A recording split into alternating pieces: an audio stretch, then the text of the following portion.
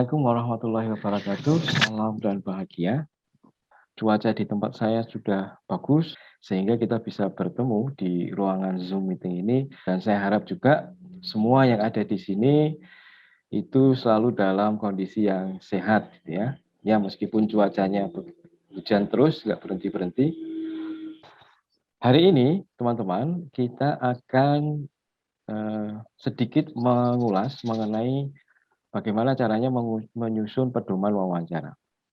Ini sebenarnya gampang-gampang susah. Gampangnya kalau sudah tahu, susahnya kalau nggak tahu. Kira-kira begitu ya.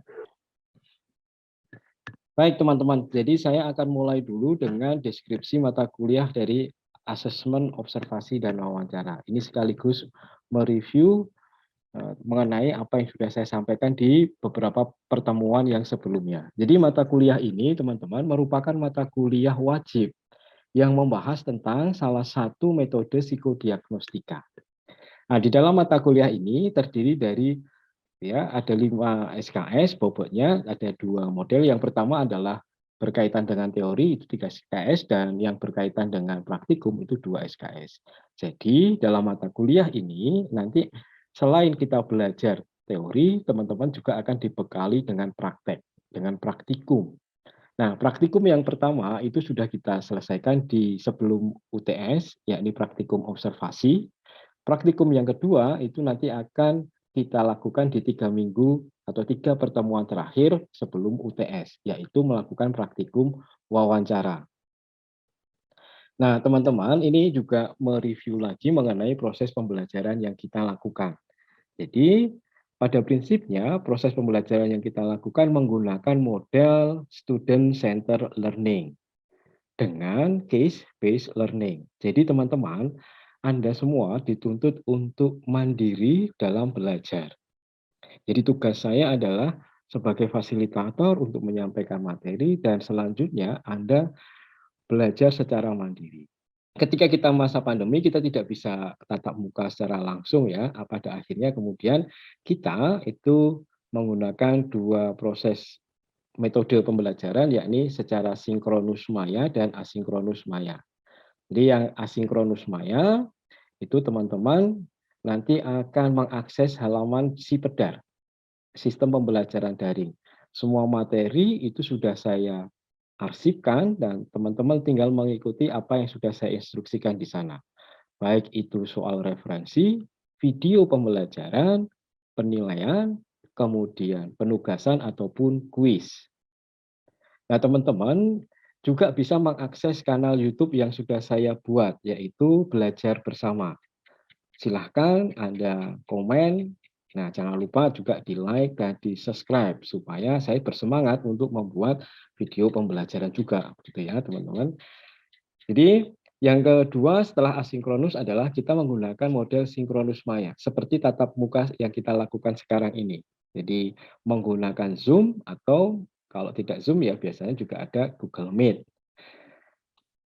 Karena ini sifatnya ada student center gitu ya, maka penilaiannya akan saya lakukan dengan model observasi. Apa saja yang akan saya observasi? Yaitu adalah keaktifan teman-teman di dalam berpartisipasi di kelas.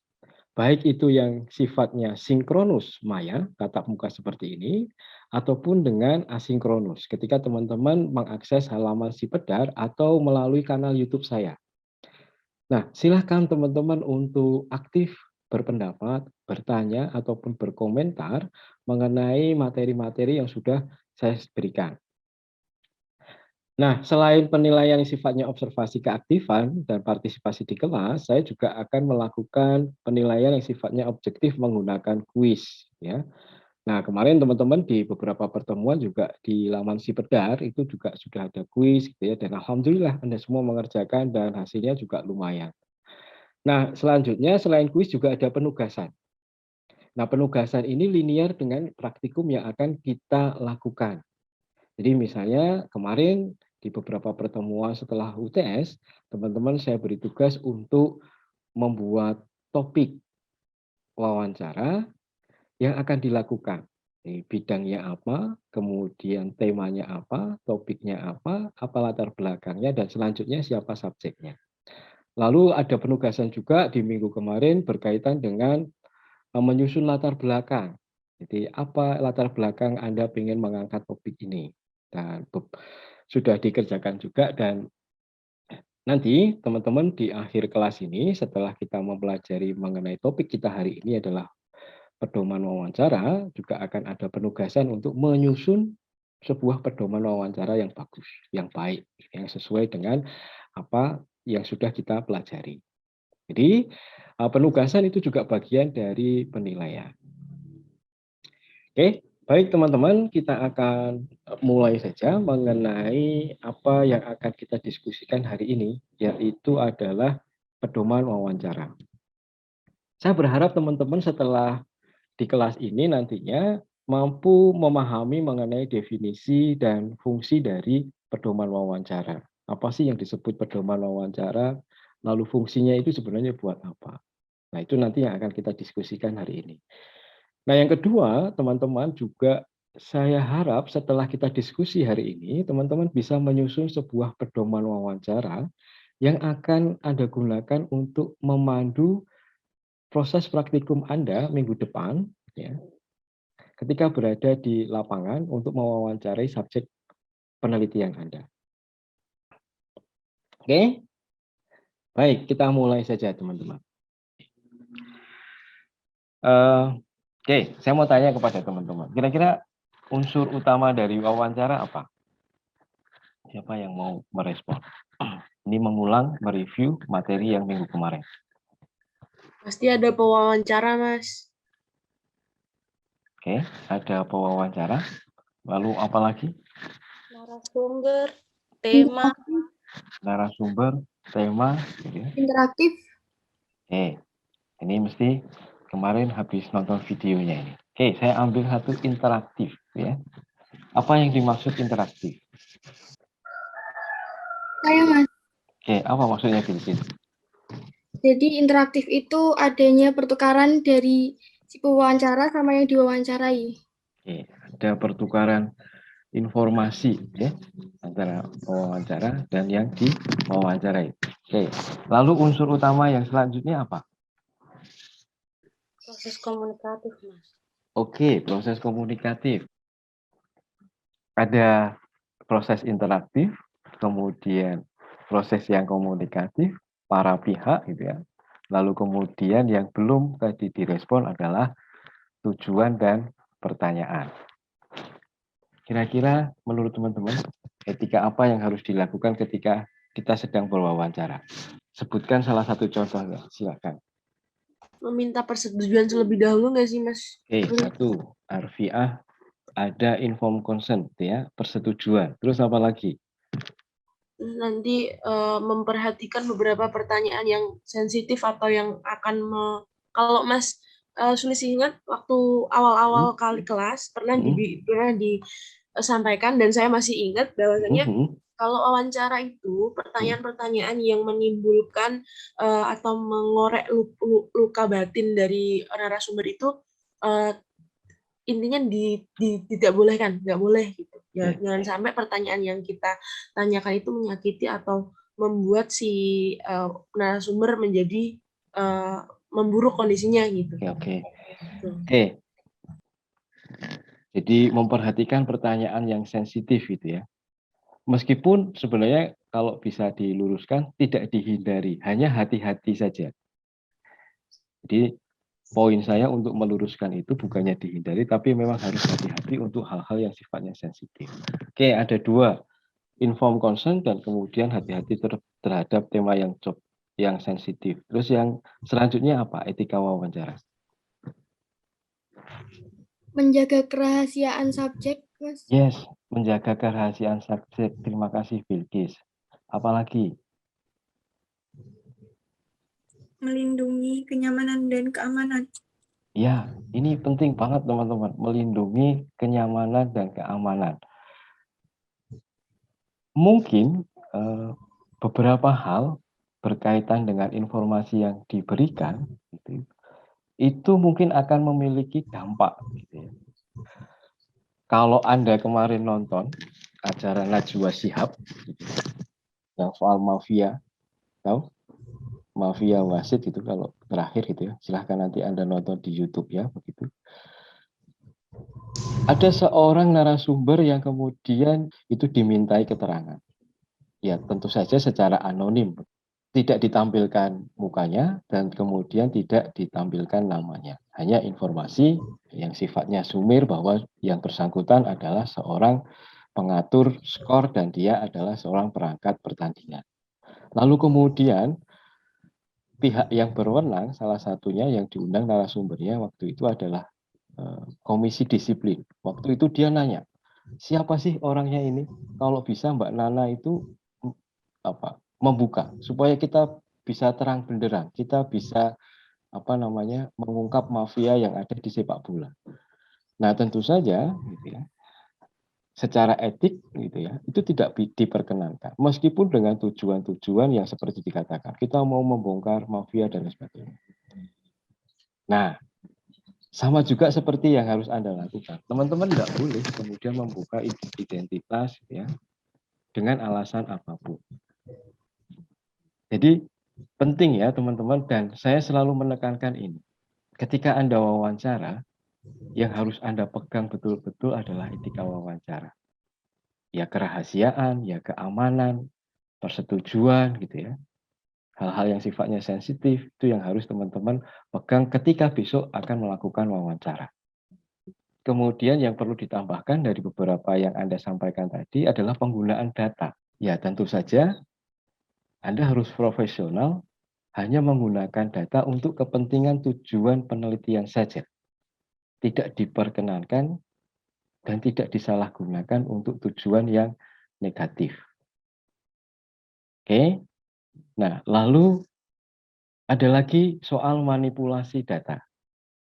Anda tidak boleh melakukan kecurangan dan manipulasi data atau menipu subjek, gitu ya. Jadi, sebagai peneliti, Anda, saya, kita semua itu berhak untuk keliru. Dan kita harus mempertanggungjawabkan itu. Tetapi yang tidak boleh dilakukan adalah manipulasi data. Besok ketika wawancara, pastikan ini semua teman-teman untuk menjaga, gitu ya, menjaga etika sebagai seorang pewawancara, menjaga kerahasiaan subjek, dapatkan persetujuan, jangan paksa, kalau enggak mau ya sudah. Kemudian melindungi kenyamanan dan keamanan, gunakan data semestinya, jangan disimpangkan, jangan lakukan kecurangan dan manipulasi. Oke, kita lanjut review yang selanjutnya mengenai pertanyaan wawancara. Sebutkan salah satu jenis pertanyaan wawancara. Pertanyaan terbuka. Oke, pertanyaan terbuka. Apa itu pertanyaan terbuka, Fitro? Pertanyaan yang jawabannya itu tidak terbatas pada jawaban iya atau tidak. Oke, bagus, gitu ya. Jadi jawabannya itu lebih ke seperti meminta pendapat atau membiarkan orang yang diwawancarai untuk bercerita. Oke. Ternyata pandai juga Anda. Saya salah selama ini menilai Anda. Saya habis nonton dulu Pak tadi. Baik, terima kasih. Setidaknya Anda sudah membaca dan melihat videonya. Oke, selain pertanyaan terbuka, apa lagi? Selain Fitro? Pertanyaan tertutup, Pak. Wah, keren ini. Siapa nih namanya? Afif. Kamu lagi di mana, Afif? Di warung kopi, Pak. Wah, ini yang sukanya nongkrong di warung kopi. Oke, apa pertanyaan tertutup? Tutup itu kebalikannya yang terbuka, Pak. Tapi ya juga benar. Pertanyaan tertutup adalah kebalikan dari pertanyaan terbuka. Jawabnya iya atau tidak, Pak. Oke, good. Pertanyaan tertutup adalah pertanyaan yang memancing reaksi untuk respon terbatas atau ya atau tidak. Kira-kira contohnya apa?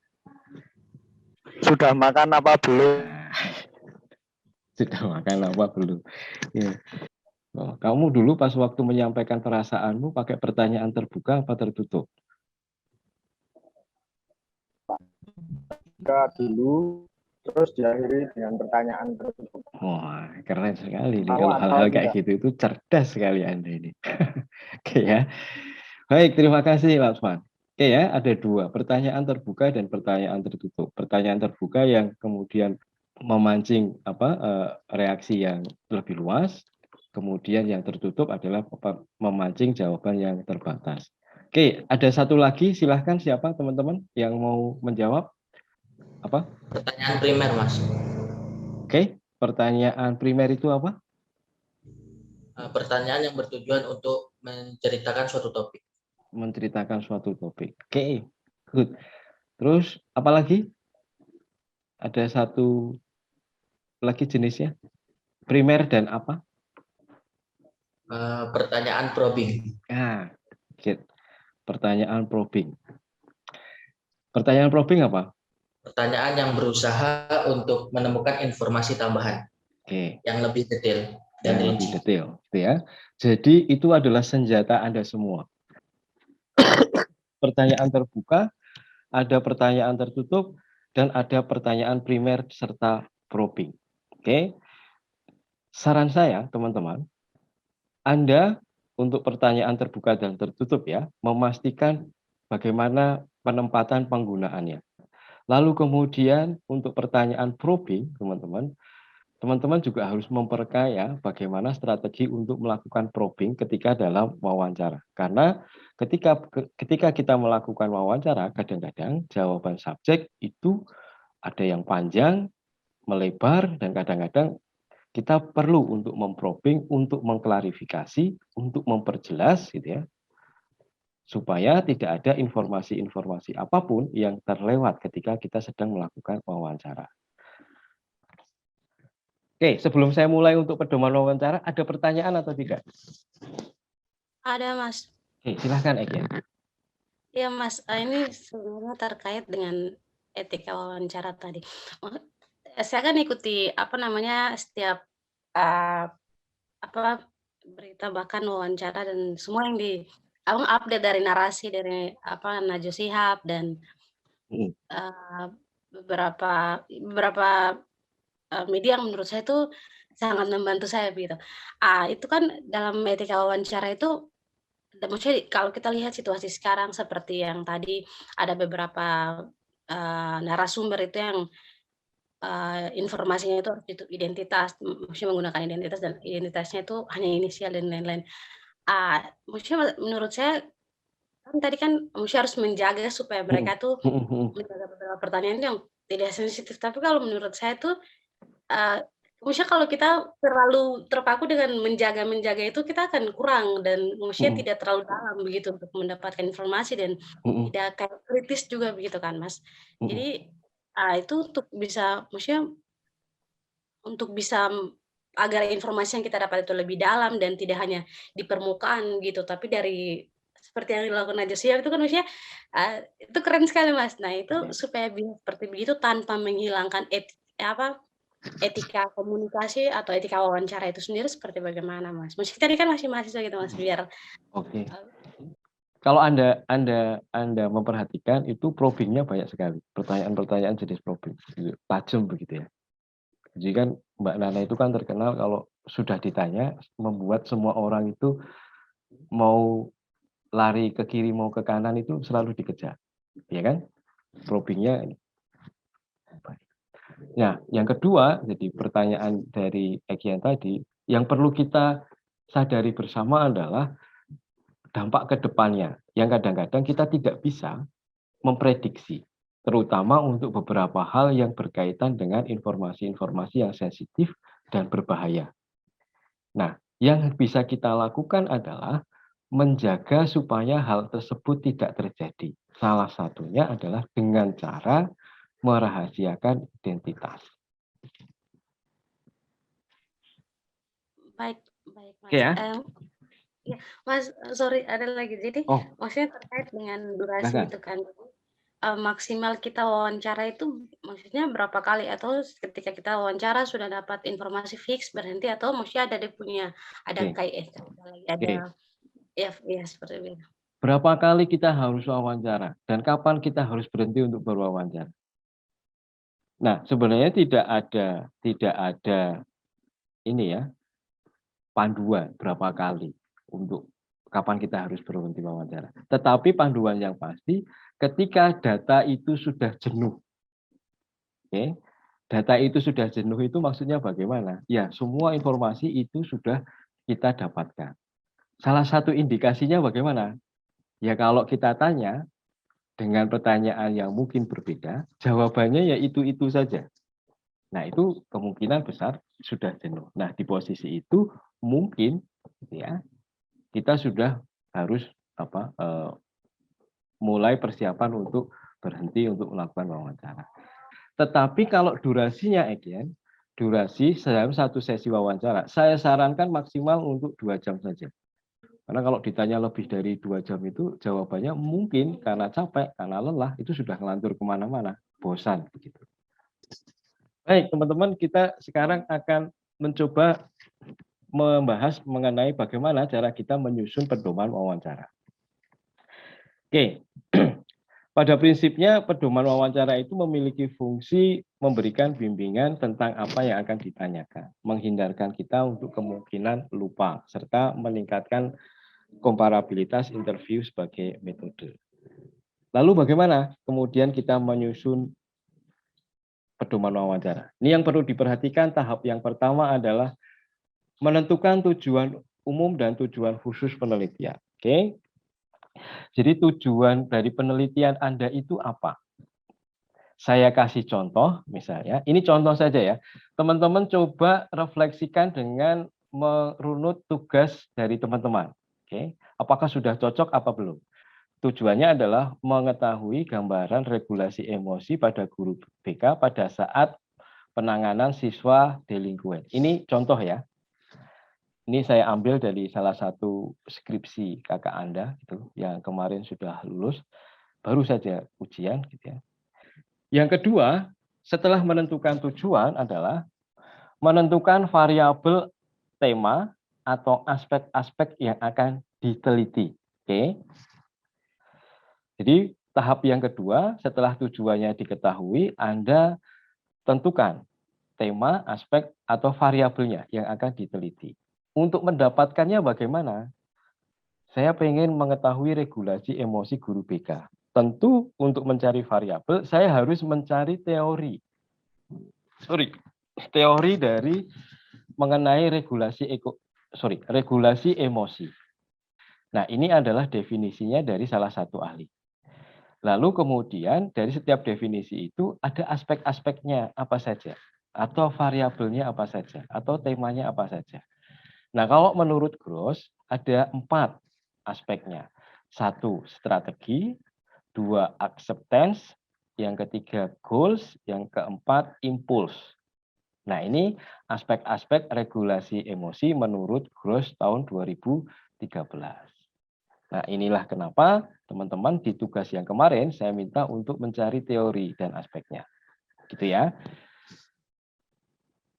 Lalu setelah Anda menentukan variabelnya, langkah yang selanjutnya adalah menuliskan subtema atau indikator dari variabel yang sudah Anda tetapkan. Oke. Jadi saya ambil satu contoh aspek dari regulasi emosi berkaitan dengan strategi. Nah, ada 3 indikator berkaitan dengan aspek strategi dalam regulasi emosi. Yakni yang pertama adalah memiliki keyakinan untuk menyelesaikan masalah. Yang kedua adalah mampu menemukan cara yang tepat untuk mengurangi emosi negatif. Yang ketiga, mampu memenangkan diri setelah merasakan emosi yang berlebihan. Ini 3 indikator dari aspek strategi dalam regulasi emosi. Oke. Nah, lalu setelah Anda menuliskan indikatornya, yang selanjutnya adalah yang terakhir, Anda membuat butir-butir pertanyaannya berdasarkan indikator tersebut. Sehingga dimungkinkan untuk memperoleh informasi yang dibutuhkan. Oke, saya ambil satu contoh, salah satu indikator dari strategi dalam aspek regulasi emosi. Nah, saya ambil indikator memiliki keyakinan untuk menyelesaikan masalah. Nah, pertanyaan yang saya bikin adalah, ceritakan bagaimana strategi Anda untuk mengatasi permasalahan yang Anda hadapi. Oke. Nah, satu lagi yang saya sampaikan ini sifatnya nanti model untuk wawancara yang semi terstruktur. Oke, semi yang terstruktur. Jadi pedoman wawancara ini ya sifatnya hanya poin-poin saja supaya membantu Anda, membimbing Anda tidak lepas dari tujuan dan topik penelitian, dan yang kedua menghindarkan Anda lupa. Ada pertanyaan menyusun pedoman wawancara? Oke, silahkan. Siapa? Saya, Mas. Tadi kan pertanyaan probingnya nggak perlu ditulis, tapi kalau pertanyaan seperti terbuka, tertutup, dan primernya perlu ditulis nggak, Mas? Yang Anda tulis nanti pertanyaan utamanya saja. Begitu, Hafid. Oh iya, Mas. Terima kasih. Mas, Silahkan. Siapa ini? saya mau nanya Esther, Mas. Esther. Sorry Mas, maksudnya pertanyaan utama itu inti dari yang kita ingin ketahui dari peserta itu kan Mas. Misalnya kayak kita pengen ketahui motivasi pada mahasiswa yang bekerja sambil kuliah.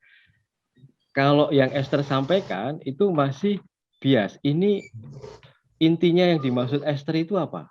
Aspeknya kah? Atau indikator perilakunya kah? Oke. Nah, pertanyaan primer yang saya maksud tadi itu adalah pertanyaan di tiap indikatornya. Oke Mas, iya. Oke ya. Jadi salah satu pertanyaan indikatornya saya yang berkaitan dengan regulasi emosi saya itu adalah ceritakan bagaimana ketika Anda mengatasi permasalahan. Itu primer. Lalu Anda perjelas dengan probing. Maksudnya seperti apa? Siapa saja yang terlibat di sana? Apa yang Anda lakukan? Hasilnya bagaimana?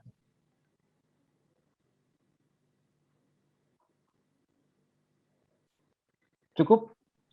Oke, saran saya kuasai probingnya, memperkaya probing, gitu ya. Sampaikan pertanyaan sistematik dengan mau nyusun pedoman wawancara. Baik, teman-teman, tugas Anda selanjutnya, ini ya, tugas Anda selanjutnya di Sipedar nanti, oke, nanti membuat pedoman wawancara sesuai dengan tujuan penelitian Anda, tujuan wawancara Anda. Ini tugasnya paling lambat dikumpulkan minggu depan, gitu ya, minggu depan di hari Jumat. Gitu. Nah, setelah itu Anda melakukan wawancara. Baik, terima kasih teman-teman atas partisipasinya pagi hari ini. Senang ya bisa ketemu dengan Anda semua hari ini. Wah, sudah. Ya, semoga apa yang kita diskusikan hari ini bisa kita resapi bersama manfaatnya dan membantu teman-teman di dalam proses melakukan praktikum wawancara. Kalau nanti ada beberapa hal yang kurang jelas, silahkan nanti ditanyakan lewat WA group. Baik, saya kira cukup. Terima kasih. Salam dan bahagia. Wassalamualaikum warahmatullahi wabarakatuh. Waalaikumsalam. Sehat-sehat ya teman-teman.